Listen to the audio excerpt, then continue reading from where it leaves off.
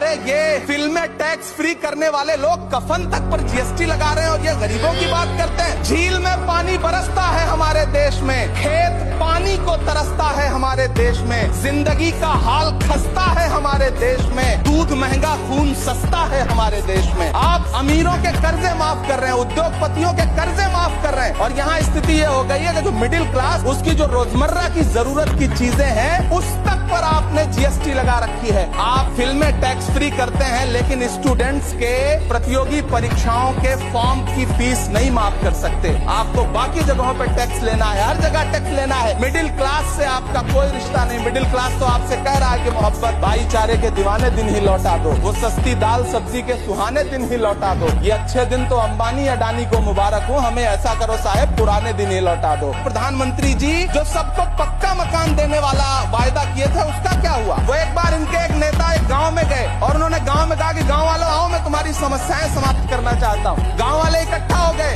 नेताजी ने गांव वालों से कहा बताओ तुम्हारी 2 समस्याएं बताओ, मैं दोनों समस्याओं का यहीं पे समाधान करूंगा। तो गांव वालों ने कहा साहब हमारी पहली समस्या है कि हमारे यहाँ कोई हॉस्पिटल नहीं है। तो नेताजी ने मोबाइल निकाला, कहीं फोन मिलाया और मिला के फोन पे पता नहीं क्या कुछ कहा कि यहाँ गांव में हॉस्पिटल नहीं है, हॉस्पिटल तुरंत यहाँ हॉस्पिटल चाहिए। गांव वाले खुश हो गए कि 1 मिनट में यहाँ हॉस्पिटल आ रहा है। अगली समस्या के बारे में उन्होंने नेताजी ने गांव वालों से कहा कि मैंने आपकी पहली समस्या समाप्त कर दी, दूसरी समस्या बताओ। तो गांव वालों ने कहा साहब इस गांव में कोई भी मोबाइल का नेटवर्क ही नहीं है। ये है इनके काम करने का तरीका, ये है झूठ बोलने का तरीका।